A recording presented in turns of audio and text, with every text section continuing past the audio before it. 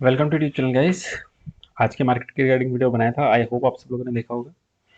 अब एक बार के लिए डिस्कस करते हैं जल्दी से ग्लोबल मार्केट का क्या सिनेरियो है, क्या डेटा सेटअप है, किन किन चीज़ों पे ध्यान देना है। तो देखिए, जो नेस्डेक है, अब देखिए थोड़ा कुछ चीज़ों को डिस्कस करते हैं डीप में जाके। ओके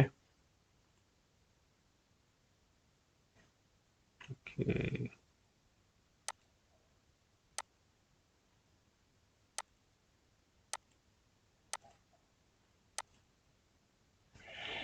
नेस्डेक है 200 पॉइंट डाउन है अराउंड। ओके। डाउ जोन्स जो है प्लस में था लेकिन ऊपर के लेवल से करेक्ट हो रहा है। अब देखिए दो तीन चीज़ें देखने वाली हैं। अगर मैं यहाँ पे 10 ईयर का बॉन्ड यील्ड लगाता हूँ,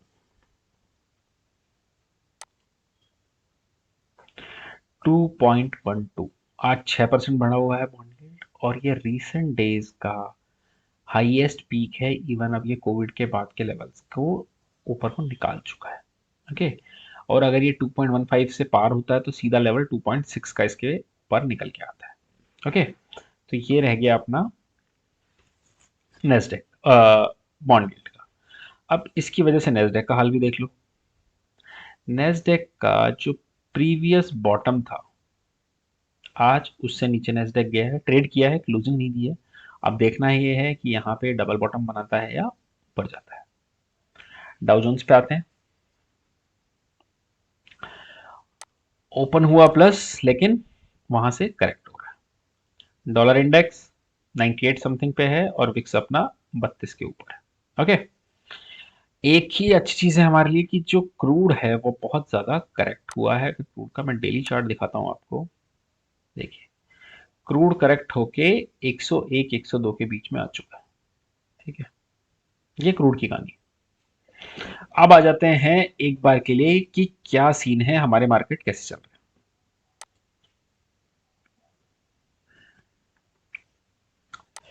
निफ्टी, देखिए, अब दो चीजें इसमें समझनी होंगी। आज हमारा मार्केट, अभी अगर आप नीचे से देखेंगे तो ऑलमोस्ट हम लोग 15,700 से हम 16,900 ऑलमोस्ट तक हम वहां जा चुके हैं। मतलब 1200 पॉइंट का रन आ चुका है। क्या फंडामेंटली कुछ भी शिफ्ट हुआ है क्या? मुझे नहीं लगता फंडामेंटली कुछ भी शिफ्ट हुआ है। तो ये गिरने के टाइम पे फंडामेंटली कुछ शिफ्ट हुआ था क्या? फंडामेंटली शिफ्ट नहीं हुआ था। लेकिन जो चीजें हुई थी उससे डर ये है कि फंडामेंटली शिफ्ट हो सकता है। ओके।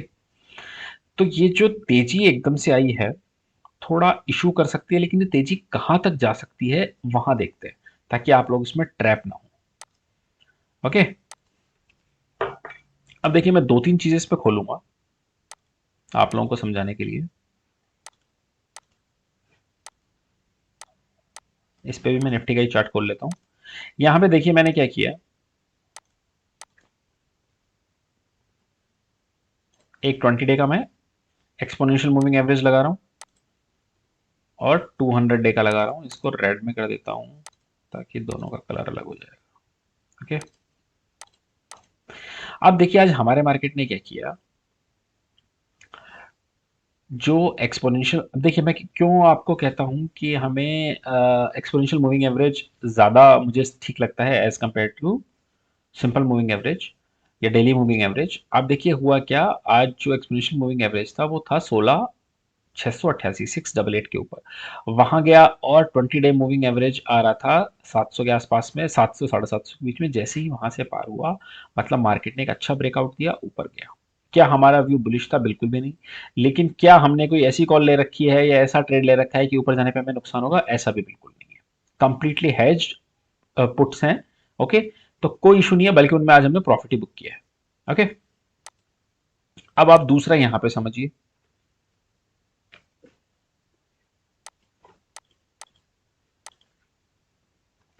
अब मैं इसमें मूविंग एवरेज लगा रहा हूं नॉर्मल अपना। देखिए जनरली क्या होता है,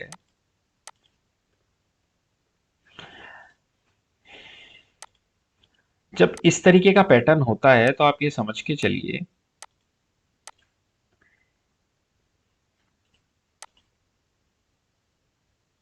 ओके। जब इस तरीके का पैटर्न होता है तब होता क्या है, देखिए आज एक्सपोनेंशियल मूविंग एवरेज निकाला है जो कि अर्ली साइन होता है, अब मैं कहूंगा एक लीडिंग इंडिकेटर टाइप मान लीजिए आप इसे, तो हमें पता लगा। लेकिन जब इस तरीके का सिनेरियो होगा तो मोस्ट प्रोबेबली ये एक बार के लिए अपना 200 day simple moving average touch करने के लिए जाएगा, जो कि आ रहा है 16,960 से 80 के बीच में। ओके, तो हो सकता है ये वहां पे जाके एक बार के लिए टच करने की कोशिश करे। अब देखिए अगर आप चार्ट को देखेंगे तो एक चीज और इसमें समझ में आ रही है, बहुत ही सिंपल मैं रख रहा हूँ चीजों को अभी। ओके,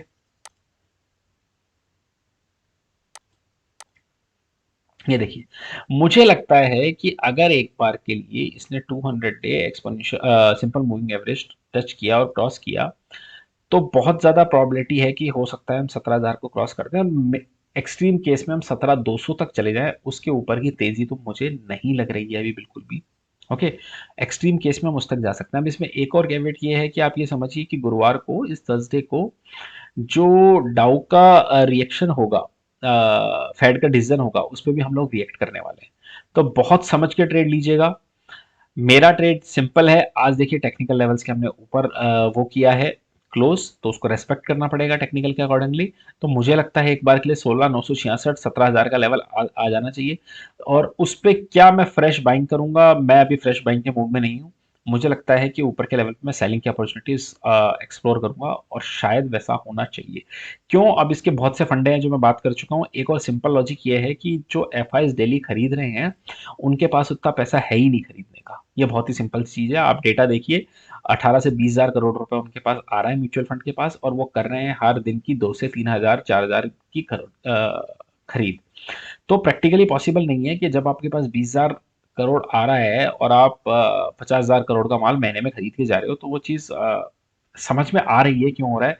देखिए, एल आई सी का आईपीओ की अब न्यूज आ रही है कि वो आगे खिसक सकता है, तो दोनों ही बातें हैं। देखिए, अब क्या है मार्केट में, जो पैसा एलआईसी के लिए रिजर्व था वो शायद आ सकता है। लेकिन दूसरी चीज ये है, देखिए मार्केट के लिए मुझे लग रहा है कि जब तक एलआईसी का आईपीओ नहीं आता, तब तक मार्केट को बहुत ही तरीके से संभाल के रखा जाएगा डीआईज के थ्रू। ओके, और ये जो पैसा आ रहा है, ये बहुत ही प्रोबेबल सी बात है कि ये डीआईज के पास इतना पैसा है ही नहीं। तो मेरा ये मानना है कि ये पैसा एलआईसी और इंश्योरेंस कंपनीज लगा रही हैं। ये देखिए, मार्च में भी 31 हजार करोड़ रुपए का माल आप खरीद चुके हैं डीआईआई। 20 हजार करोड़ रुपए का पूरा आपके पास फंड आ रहा है म्यूचुअल फंड्स का।